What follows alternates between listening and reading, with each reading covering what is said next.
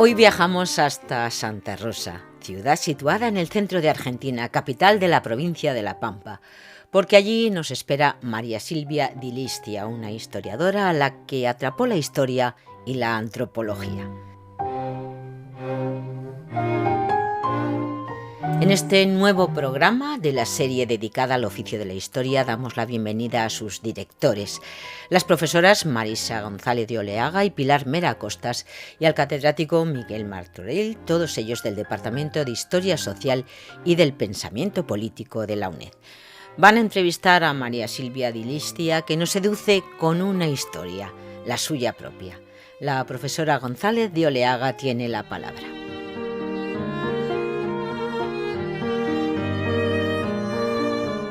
Un saludo a todos y a todas las que nos estén escuchando, una nueva entrevista dentro del ciclo El oficio de la historia, esta vez con alguien que está a 11.000 kilómetros de distancia, con la profesora e investigadora María Silvia Di Listia, a la que hemos hecho madrugar en Santa Rosa, La Pampa, Argentina.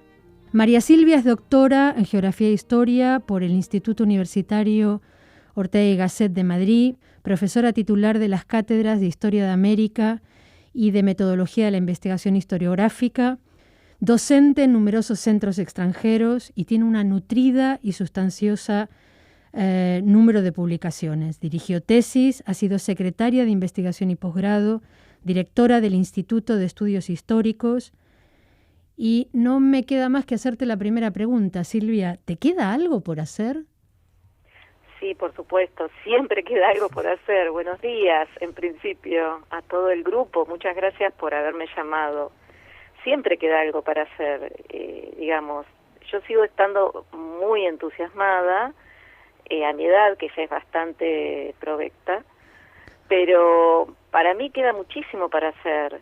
O sea, es más, estoy ahora charlando con ustedes y empezando a corregir un artículo sobre un tema que empecé este año, que tiene que ver con la vacunación, ¿sí? Porque siempre el presente, ¿no?, nos ayuda para mirar un poco para atrás qué es lo que ha pasado antes. Y las vacunas son hoy en día el top 10, al menos en Argentina. Eso es casi como cerrar el círculo, ¿no? Porque tú ahora empiezas a trabajar sobre el tema de vacunación, pero tus primeras investigaciones son sobre higienismo, ¿no? Y sobre medicina social.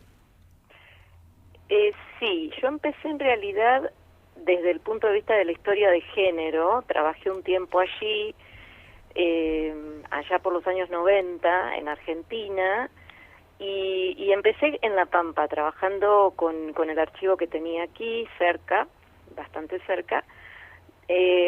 Después fue una temática que abandoné, o me abandonó, depende, cuando pensé que tampoco tenía mucho más para decir. En algún momento yo trabajé la cuestión de parteras, curanderas, que era una cuestión que me interesaba mucho para ver justamente cómo estas mujeres, sobre todo mujeres, se habían opuesto, habían, digamos, bregado para sostener sus saberes. Al menos ese era mi inicial tesis, ¿no? O mi inicial interés en pos de favorecer otros conocimientos y experiencias y en contra del Estado. Una vez que trabajé eso, empecé a ver también que la situación, como siempre nos pasa, ¿no? La situación, primero, era más compleja que lo que yo había pensado. Estas mujeres decían otras cosas, se acomodaban, trataban de ver cómo lidiaban en ese proceso, no necesariamente se exponían y se oponían, que era la idea que yo tenía, ¿no?, que iban a ir en contra de, y no necesariamente se acoplaban, se iban, digamos, uniendo a un proceso con algunas voces disonantes, pero no mucho más. Y después también me encontré que el Estado, como yo pensaba, una entidad uniforme, coherente, monolítica, no era eso. Y por supuesto no lo era en La Pampa, digamos, hace más de un siglo. Ahí ese tema de género y que involucraba también la cuestión de la salud, pero yo más miraba la cuestión de género, se trasladó, se modificó cuando empecé a hacer la tesis doctoral. pero sí, es como un ciclo, como bien dice Miguel. Ahora me doy cuenta, ¿no?, de que vuelvo en parte a algunas cuestiones que he visto, pero ya con un background y con una mirada quizá un poco más amplia que la que tenía por entonces. Y recuperando esa idea de volver al principio, empecemos por el principio. ¿Cómo llegas hasta a decidir que lo tuyo es la historia? Bueno, yo provengo de una familia de aquí, de Santa Rosa también, donde éramos muchos hermanos, sí, muchos más mayores que yo, o más mayores que yo, todos ellos muy lectores, todos ellos con intencionalidad de aportar, y mi padre, que era bioquímico aquí en La Pampa, también nos brindó una especie de educación, por un lado formal, íbamos a colegios religiosos, pero por otra parte informal, diríamos hoy, con una posibilidad de lectura muy variada. En mi casa había muchos tipos de libros, muchos de ellos eran médicos, por ejemplo, porque mi padre tenía esa formación, pero también le gustaba mucho la literatura, le gustaba la música, ¿sí? Entonces un poco yo crecí en esa instancia de mucha apertura y muchas lecturas, y también con esa situación que creo que me hizo un poco, ¿no?, de la dispersión. Me gustaba leer un día una enciclopedia. Recuerden que la época de las enciclopedias nos formó. Algo que los jóvenes ya no saben exactamente qué es. Es un poco de internet un poco más compleja, ¿no? Pero por otra parte, donde el artículo se terminaba y te quedabas con más ganas de saber. Sí. Esas enciclopedias, además, que hoy en día las criticaríamos de punta a punta, como qué sé yo, Larousse o Lo sé todo, con esa visión tan colonial y racista. Pero a mí me pareció interesante esa lectura, y ahí empecé. Y luego esa cuestión se trasladó a, digamos, cuando tuve que empezar a elegir una carrera también.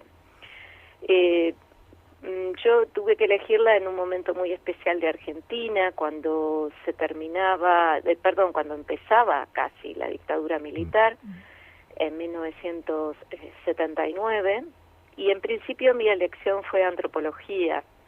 Un poco no sabía muy bien lo que era antropología, voy a ser sincera, cometer sincericidios. ¿Se imaginan que no teníamos ni idea? Si bien nuestra formación en este colegio religioso fue adecuada, mucho más de lo que sería hoy en día, quizá, porque por lo menos sabíamos leer y escribir y hacer un resumen bastante adecuado. En realidad muchas cosas, la mayoría, por supuesto, la ignorábamos. Pero a mí me parecía que lo antropológico era un punto muy exótico y que me gustaba estudiarlo, ¿sí? Y sin embargo, después la situación no era muy clara de dónde, cómo en esa época, y terminé estudiando historia, ¿sí? Que era una materia que a mí me gustaba mucho, también me gustaba mucho geografía, sí, me gustaba mucho esas dos disciplinas, y me decanté por la historia, y hoy estoy muy, muy contenta por haber elegido historia. También es cierto que después pensar por qué yo me decanté por la historia de América Latina es todo un tema. No sé, en ese momento me gustaba mucho más la historia europea, la verdad. Y me gustaba la historia, no sé, de los piratas, por ejemplo. Uno de los primeros temas que yo le propuse a en segundo o tercer año de la carrera, a quien me propuso un tema ya de trabajo. Bueno, me dice, ¿qué quieres trabajar? Y yo dije, bueno, a mí me interesa mucho ver, estudiar sobre los piratas. Yo me imagino la cara de ese hombre, ¿sí? En ese momento, cuando yo le hablaba de los piratas, no se sabía nada, y además era un tema que a nadie tampoco le interesaba. ¿Se imaginan? Los piratas es lo más parecido Estás hablando con un lector de Dumas y de Salgari, o sea que vamos, lo entiendo perfectamente. Es que acabas de decir historia de los piratas y todos pegamos un salto Sí, en claro. la como Interesantísimo. ¿Qué hiciste? ¿Qué sabes? ¿Cómo no se nos ocurrió antes? Oye, fíjate que has dicho una cosa muy, muy interesante, ¿no? Y a ver si tiene o no tiene relación. Dices, claro, yo me pongo a estudiar justo en el momento en el que empieza la dictadura y a mí lo que me interesaba más era, en ese momento, era la historia europea. Quiero decir que a veces cuando uno se dedica a este oficio y empieza a estudiar historia, o intenta comprender el presente en el que vive y que puede no gustarle, o a lo mejor lo que intenta también es precisamente evadirse de ese presente terrible, ¿no? No sé si hay algo de eso en esa situación tuya, en esos intereses al empezar a estudiar la carrera. Quizás sí, pero es muy difícil saberlo, porque nuestra carrera aquí en Argentina y en esta universidad pequeña donde yo estudié y después trabajé o trabajo también, la verdad que nuestra formación fue muy limitada, por decirlo de una manera. No es que, digamos, la dictadura ya había empezado, yo empecé la carrera a los 17 años y no tuve que ver todo ese proceso terrible de represión en la universidad porque cuando yo entré ya había pasado. Sin embargo, todos los años, y yo lo tomaba, y todos lo tomamos con una cuestión natural, se sentaba en nuestras aulas, todos los años, de primero a quinto, se sentaba en nuestras aulas un personaje, generalmente siempre fue varón, siempre fue mucho mayor que nosotros, que se sentaba allí, y nosotros ya sabíamos que era o de los servicios o era del ejército, que tenía, digamos, que estaba cerca de Santa Rosa y tenía un lugar donde estaban, ¿no? Entonces mandaban a alguien que se sentaba allí y que escuchaba todo lo que nosotros decíamos. Nosotros sabíamos que era del ejército y no nos parecía en absoluto ilógico que estuviera ahí, tampoco es que esa persona escuchaba algo diferente, ¿no? Pero sí estaba allí para prestar atención si nos juntábamos, nos reuníamos o qué es lo que decían los profesores. Nuestros profesores nunca decían nada raro. Entonces, a mí la dictadura me sonaba como una situación que se escuchaba, pero era un trasfondo. Y evidentemente, al menos en los primeros años, no lo viví como una cuestión preocupante, porque no sabía lo que estaba oculto. Bueno, al menos no se me había ocurrido pensarlo, ¿sí? Quizás esa situación de querer estudiar algo también tiene que ver con la ingenuidad de lo que uno piensa que es la historia, ¿no? Tiene que ver también con esa imagen que tenemos a veces romántica de que vamos a poder descubrirlo todo, que vamos a poder encontrar y que todo puede ser estudiado, cuestión que hoy sabemos que no es así. Frente a eso me acuerdo que el profesor de entonces me dijo, bueno, pues muy interesante, ¿te gustan los piratas? Bueno, entonces a leer Cieza de León, que era un libro de lo más aburrido sobre un cronista que ustedes deben conocer muy bien, que recorrió Perú allá por el siglo XVI. Yo dije, esto no se parece en nada a lo que yo quiero, la verdad, no se parece en nada, porque es seguir un libro, hacer un resumen y contar lo que esa persona dice. Ahí me sonó como que la historia no tenía mucho para aportar, la verdad. Pero bueno, yo soy una persona muy ordenada también y ciertamente obediente. Y ser obediente era un requisito para estudiar cualquier tipo de carrera en la época de la dictadura en Argentina, voy a decirlo. Rebelarse contra eso no era fácil porque habíamos sido también formateados en una cultura muy digamos, de control, ¿sí? Que en muchos ámbitos nos pedía determinadas cuestiones, ¿sí? Así que bueno, eso me parece interesante y yo la verdad que no soy consciente tampoco de cómo esa forma de estructurarnos durante nuestra carrera me sirvió a mí en una cuestión, en el orden en mi vida, que a pesar de lo que se ve debe existir, y por otra parte en reflexionar sobre lo que estaba haciendo en ese momento, ¿sí? En cumplir con lo que el profesor te decía, que era cuestiones que muchas veces te parecían bastante poco interesantes, repetitivas, rutinarias. Yo también pensaba, esto es la universidad, la verdad que no me está costando nada repetir lo que el profesor me dice. No había ningún tipo de desafío en esa carrera, ¿sí? Sin embargo, yo la terminé rápido y bueno, lo hice también un poco para cumplir con el proceso, que significaba tener un título y después hacer lo que a mí me interesaba, que eran también otras cosas, ¿no? Hablaste de antropología como primera opción, y yo creo que la antropología está presente, en la etnografía por lo menos, en casi todo lo que haces, ¿no? Cuando uno ve, estabas hablando antes del tema de las parteras, que es lo que en España se llama comadrona, todo el tema de salud pública, todo tu interés por la enfermedad mental y cómo se concibe la enfermedad mental respecto a los que son diferentes, a mujeres, indígenas. Yo creo que la antropología o la etnografía está presente en toda tu trayectoria, ¿no? Recuerdo, por ejemplo, el trabajo que hiciste sobre Moisés Bertoni y el tema de la farmacopea indígena.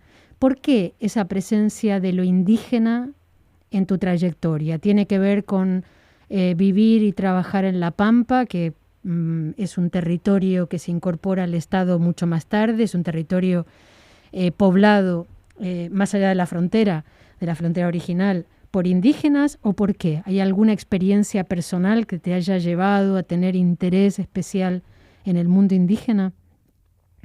Mi interés tiene que ver también con la particularidad de otros saberes. A mí eso me ha parecido siempre muy, muy importante, analizarlo y ver desde qué punto de vista es posible obtener distintas formas de observar un proceso que desde el punto de vista científico aparece muy acabado, muy resuelto en sí mismo, ¿sí? Entonces, los sistemas de clasificación de otras sociedades me han parecido siempre muy interesantes. Los guaraníes clasifican plantas, animales, utilizan toda una naturaleza con sus propias formas de sistematización, ¿sí? Muy diferentes de las lineanas, ¿no? Y esas otras formas son, digamos, tienen una lógica tan, digamos, singular, que nos permite ver también esa racionalidad dentro de otras sociedades que nos parecen, digamos, en una primera mirada, sociedades absolutamente precientíficas, ¿sí? Yo creo que el término es, digamos, para observarlas, para analizarlas, digamos, parte desde una lógica diferente, ¿sí?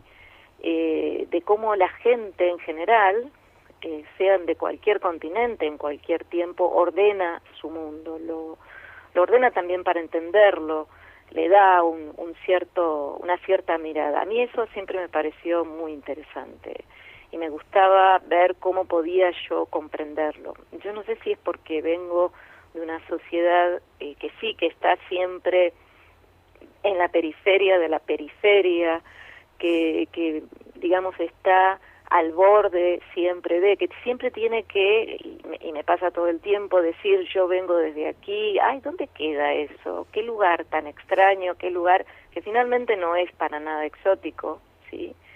Se reproducen las mismas cuestiones.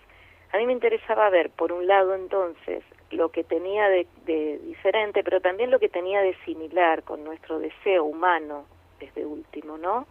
De entender el mundo que nos rodea. Entonces, por ejemplo, los guaraníes que estudiaba Moisés Bertoni tenían esa intención que él supo captar, ¿sí?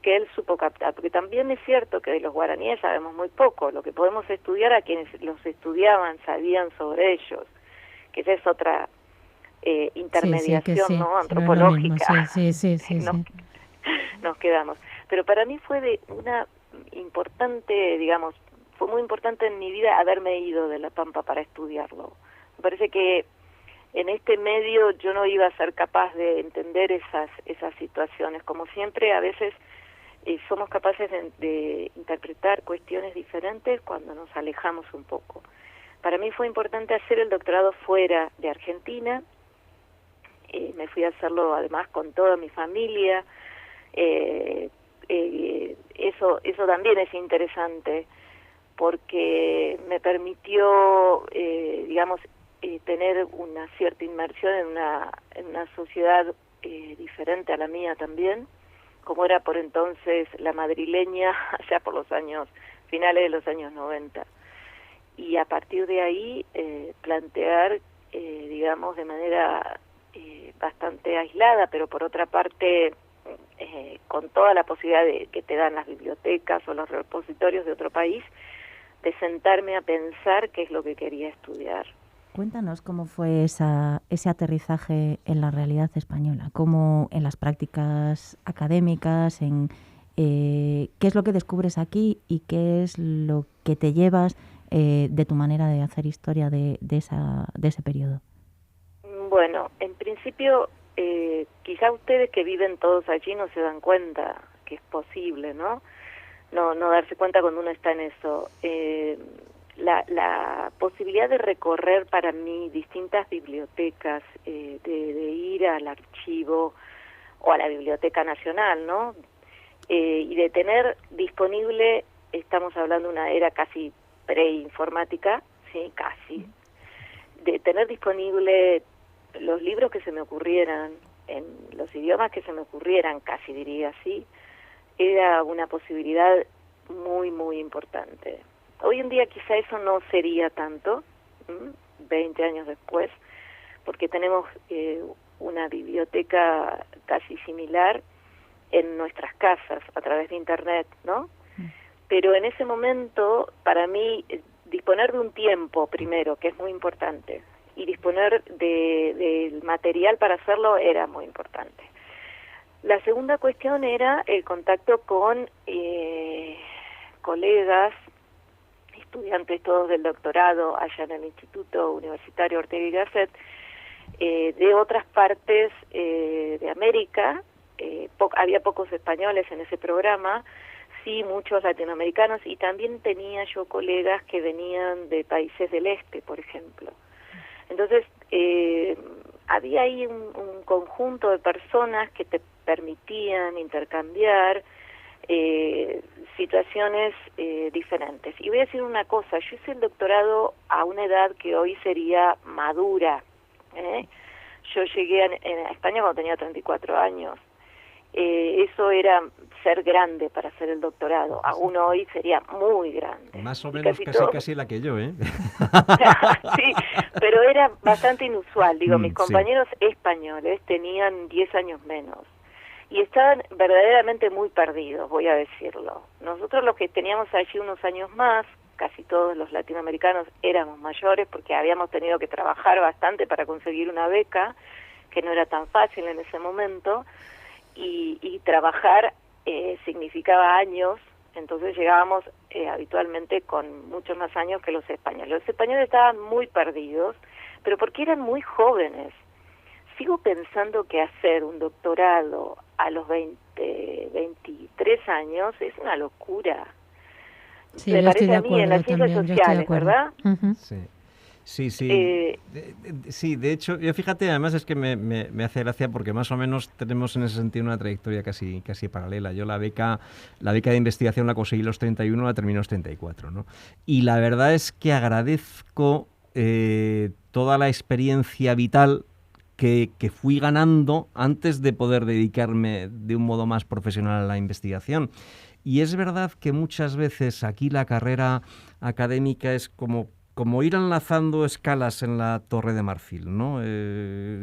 Pasar de la universidad, bueno, ahora la verdad es que es mucho más complicado, ¿no? Porque es muy difícil, ¿no?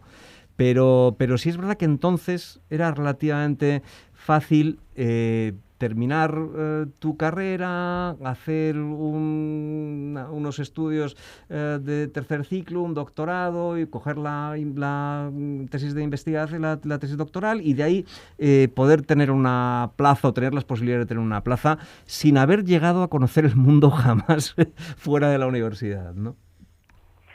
y no saber tampoco, no saber tampoco que la historia está en otros puntos, que enseñarla, por ejemplo, a niños de 14 años requiere un esfuerzo enorme, que requiere recursos diferentes. Yo, cuando llegué, me parece interesante lo que dice Miguel, había pasado digo, porque después nunca volví a ser docente en escuela secundaria por necesidad, porque necesitaba trabajar, por supuesto, y eso también creo que me permitió tener una mirada diferente, ¿sí? Uno se planta de otra manera cuando tiene una experiencia previa, pero además existe la experiencia de la escritura. A los 24 años uno no la tiene porque no ha escrito mucho, y es lógico, ¿cuándo lo va a hacer? Sin embargo, claro, si estuvo cursando. Y claro, pero bueno, la escritura, digamos, no sé en España, pero en Argentina cada vez la requerimos menos, ¿no? Y entonces, la escritura es una actividad que uno hace después de recibirse al menos. Entonces, en ese momento ya tiene que tener publicado algo, cada vez esto es más urgente, de cuestiones de las cuales no sabe nada, porque hay que decirlo, requiere años de estudio, cada vez más, simplemente por un proceso de acumulación básico que nuestras disciplinas tienen. Nosotros en realidad, creo que este es un tema que ya ha sido muy discutido, pero cada vez lo vemos más enfrente de los ojos. En realidad necesitamos, antes de ponernos a producir, como se dice ahora, un proceso anterior de mucha lectura, de reflexión, más que de escritura automática.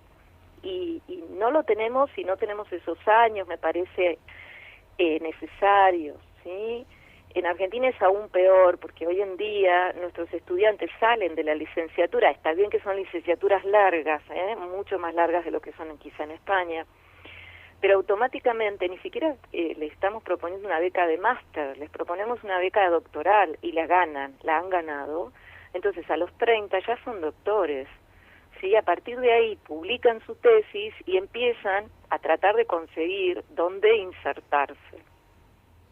A mí me parece que haber tenido un camino diferente en mi caso me permitió también una cierta tranquilidad en lo que hacía, saber que si bien podía tener errores y digamos hacer cuestiones que quizá no estaban completas, no estaban terminadas, me permitían, digamos, sentarme con más confianza frente a lo que quería. Y me ayudó mucho mi director, que era un antropólogo. Y sí, por algún lado tenía que salir esa vena. Pero porque me lo encontró el programa, sí, yo no lo conocía, que es una persona carismática, encantadora, Manuel Gutiérrez Esteves. Sí. Manolo. Para mí, por lo menos, fue de gran ayuda, porque, digamos, su estilo, que es un tanto despojado, sin embargo, así muy austero, él me permitió, digamos, que yo desarrollara todo lo que quería, ¿sí?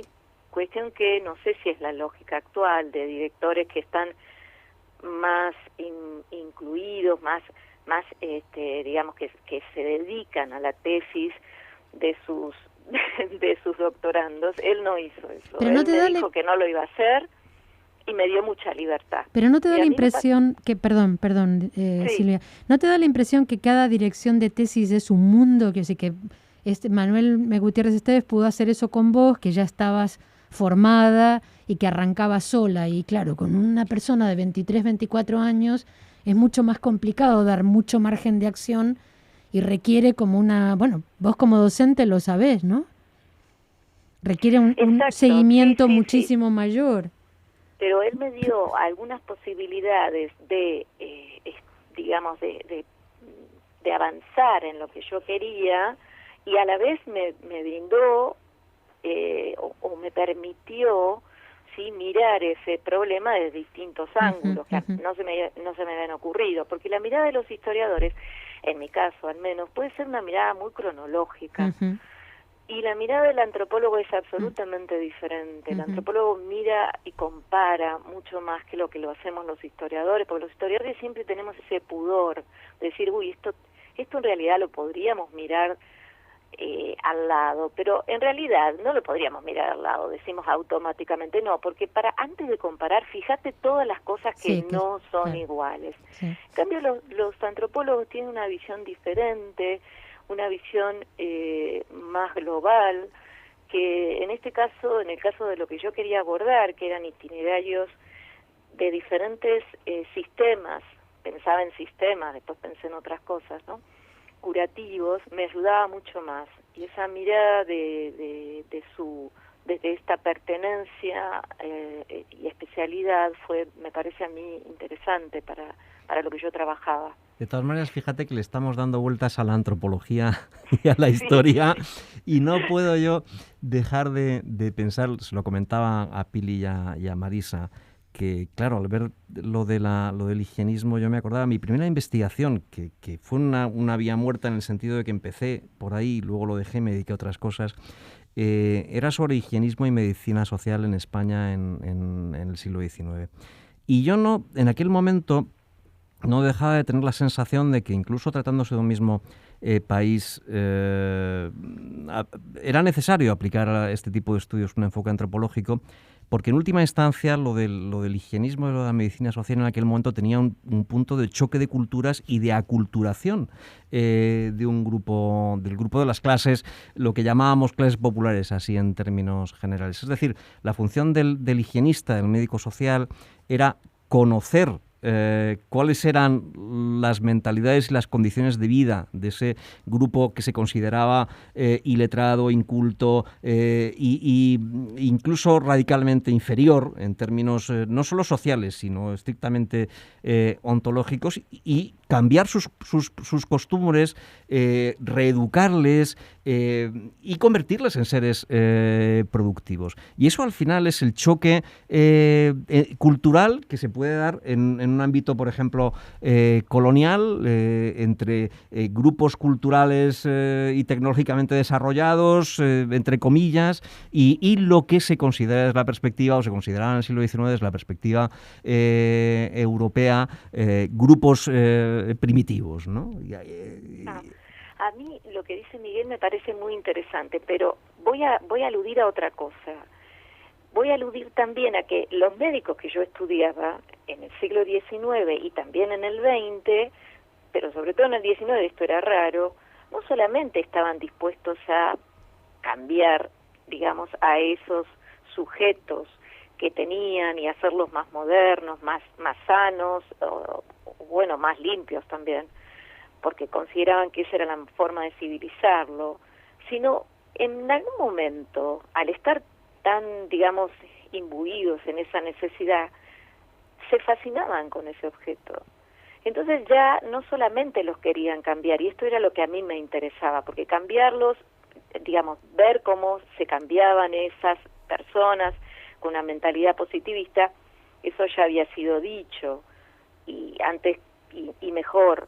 Pero a mí lo que me interesaba era ver cómo esas personas, esos médicos, volvían a ese objeto desde otro punto de vista y se fascinaban con él. ¿Qué quiero decir con esto? Empezaban a ver cuánto de esos saberes, de esas experiencias eran interesantes o de manera pragmática para aplicarlas a su vez en problemas que ellos tenían que resolver. Por ejemplo, qué pasaba con, no sé, cómo dar o cómo producir que las mamás pudieran amamantar a sus niños cuando se les terminaba la leche, problemas de ese tipo, cómo hacerlo con remedios de otras y con saberes de otras sociedades.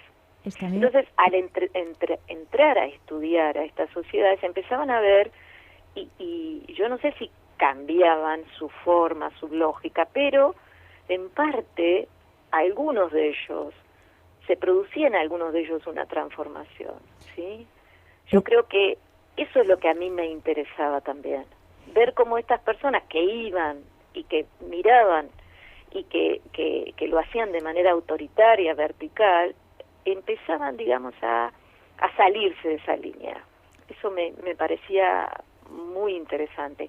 Y nos permitía también ver a los otros, que no los vemos en absoluto. Nuestras fuentes nos imposibilitan verlos. Como dice Miguel, estudiamos los médicos cuando lo que queremos es estudiar a los pacientes, pero porque no tenemos las fuentes para verlos.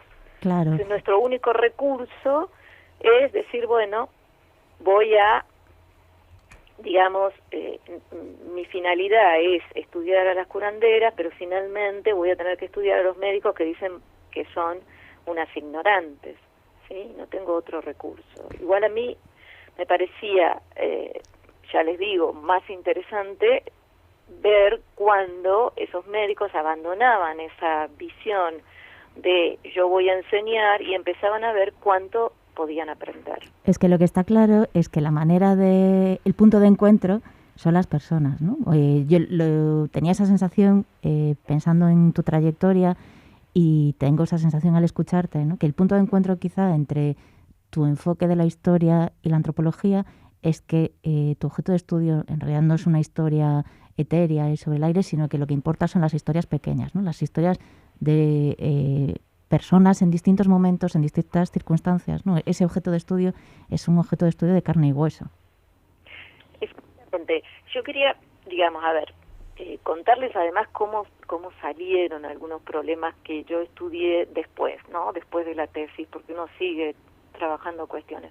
No sé, me acuerdo que algunos libros que pensamos con otros investigadores, que seguramente ustedes conocen, como, qué sé yo, Ernesto Boslaski o Germán Soprano, salieron de charlas que tuvimos de caminar. Por ejemplo, me acuerdo que Formas de Control, ese de América Latina, salió de una caminata que hicimos con Ernesto Boslaski, que estaba en Madrid, ahí lo conoció también Marisa, en el Parque del Retiro, donde íbamos caminando, íbamos charlando justamente de por qué aplicar todos los sistemas Foucaultianos al estudio del Estado en América Latina y sobre todo en áreas como las que nosotros estábamos trabajando, la Patagonia, la Pampa.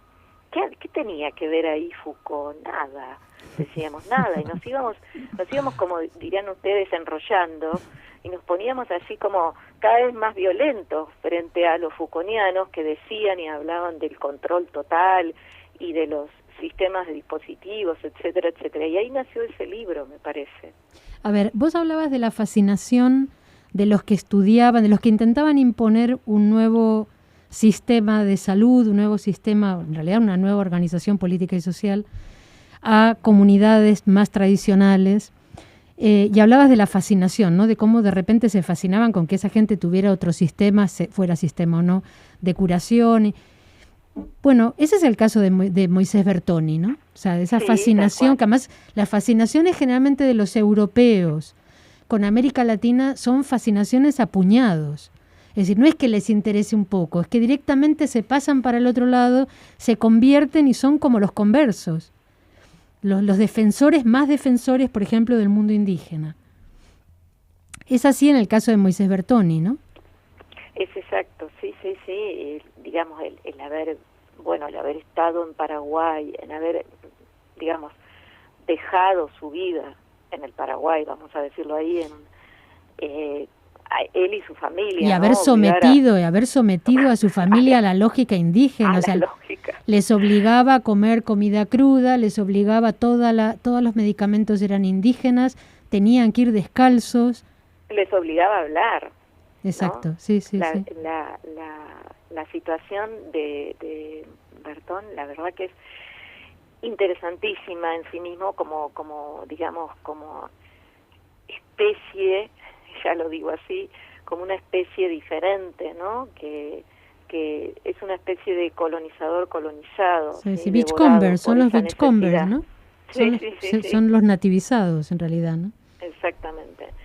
Pero de esos puede haber muchísimos más, ¿no? Es preciso simplemente buscarlos en estos ámbitos, sobre todo en estos bordes, no en las ciudades, sino justamente en áreas pequeñas, ¿sí? Nos encontramos, por ejemplo, con un maestro, hicimos una vez un trabajito sobre un maestro anarquista español que vino a recorrer y terminó ni siquiera era un pueblo, es un paraje apartado de La Pampa, en el oeste, ¿sí? En Colonia Emilio Mitre, y hizo un diario muy interesante, y en ese diario relató día por día todos sus lo que le pasaba en ese lugar, donde no veía generalmente a ninguna otra persona. Recibía muchos libros, la lectura es muy interesante porque le permitía, digamos, él dice, yo estoy aquí leyendo y no enloquezco, ¿sí? Pero a la vez, a la medida que pasa el tiempo, ¿no? Él está 2 o 3 años, se encuentra también con los que él pensaba que eran muy diferentes, ¿sí? Y el parto de su mujer lo termina atendiendo una mujer indígena, ¿sí? Y yo me encontraba en ese diario a una persona que va cambiando en la medida en que está disponible para digamos, tiene una capacidad también para hacerlo, para, no diríamos adaptarse, porque eso sería una visión muy biológica de un proceso que es mucho más difícil de entender, pero sí a transformar su forma inicial de ver a una sociedad y complementarse en ella, o ser parte de ella. Me parece que esta mirada sobre este maestro, que ya les digo, es español y que termina en La Pampa y muere aquí en La Pampa en los años 40, es una forma también de permitirnos observar a estos otros que vienen, que se instalan, que transcurren su existencia y que finalmente, digamos, son otra cosa. Sí, son otra cosa. Sí, parece... La variabilidad humana me parece que es muy interesante de analizar. Fíjate que hay una cosa... Todas nuestras trayectorias, al final, las trayectorias académicas no son lineales, ¿no? Sino que, bueno, van dando tumbos y vas hacia un lado, vas hacia otro, vuelves, a lo mejor luego regresas. Pero sí parece como que hubiera una evolución coherente en tu trayectoria vista sobre el papel. Empiezas trabajando sobre medicina social, higienismo, esto de la antropología, y al final te vas al sistema de salud, a las burocracias estatales que permiten esa actividad médica, incluso en el lado oscuro de la medicina, llegas a trabajar incluso sobre la eugenesia, ¿no? Exacto. A mí, digamos, primero voy a decir una cosa.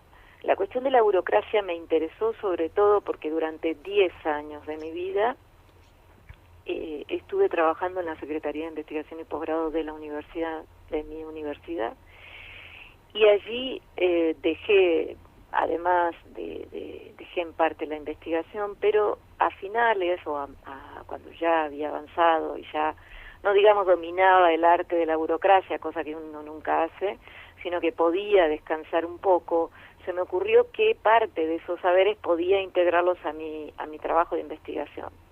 O sea, sería un poco, si no puedes vencerlos, únete a ellos, un poco así. Más o menos sería así. Y yo aprendí algunas cosas de la burocracia. En principio que hay que, como muchas cuestiones, saber de qué se trata, estudiar mucho al respecto. El tema de gestión de la investigación es bastante árido, no digamos aburrido porque no lo es interesante en algunos puntos, y sobre todo me ayudó a mí en particular en la escritura.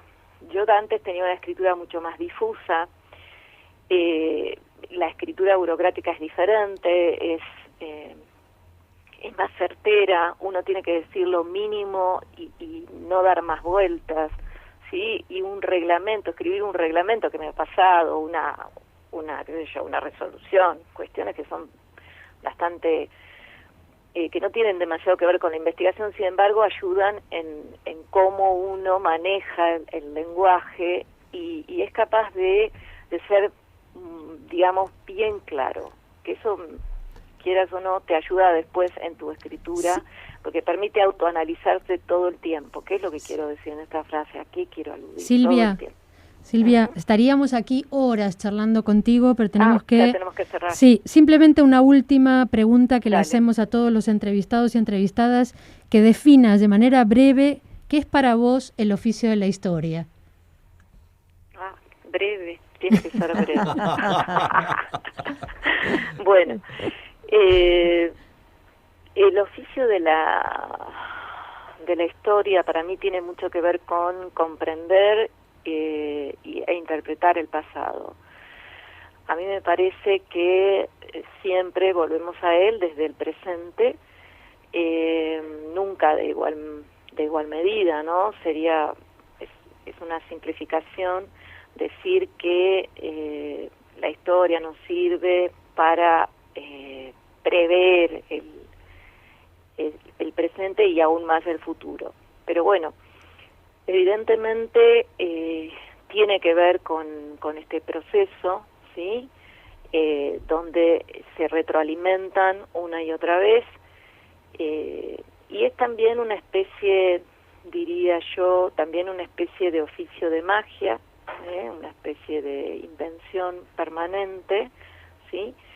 Donde utilizamos documentos, utilizamos entrevistas, utilizamos muchas cuestiones, pero también reorganizamos ese proceso a través de la escritura, de la forma de expresión, ¿sí? Muchísimas gracias, Silvia. Esa sería, síntesis. Bueno, muchísimas gracias. Un placer enorme. Muchas gracias Silvia. La verdad es que ha sido un programa estupendo, ¿no? Una auténtica voz. Bueno, muchas gracias a ustedes. Y bueno, abrazo a los de La Pampa. Muchas gracias. ¿Cómo? Que abrazo a los de La Pampa. Ah, bueno, muy bien. Gracias. Chao. Hasta luego.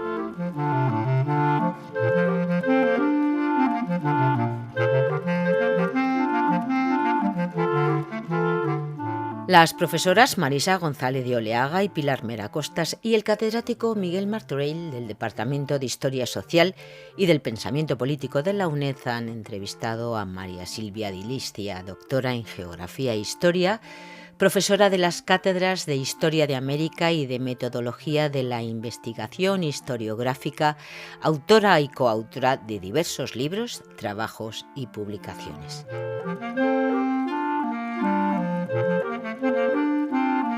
Comprender e interpretar el pasado porque siempre volvemos a él. Este es el oficio de la historia, un oficio de magia, una invención permanente. Con esta evocadora definición de María Silvia Di Listia nos despedimos recordando que este programa y todos los que hemos hecho dentro de esta serie podéis escucharlos en nuestro canal multimedia canal.uned.es y en YouTube Radio. Gracias por elegirnos.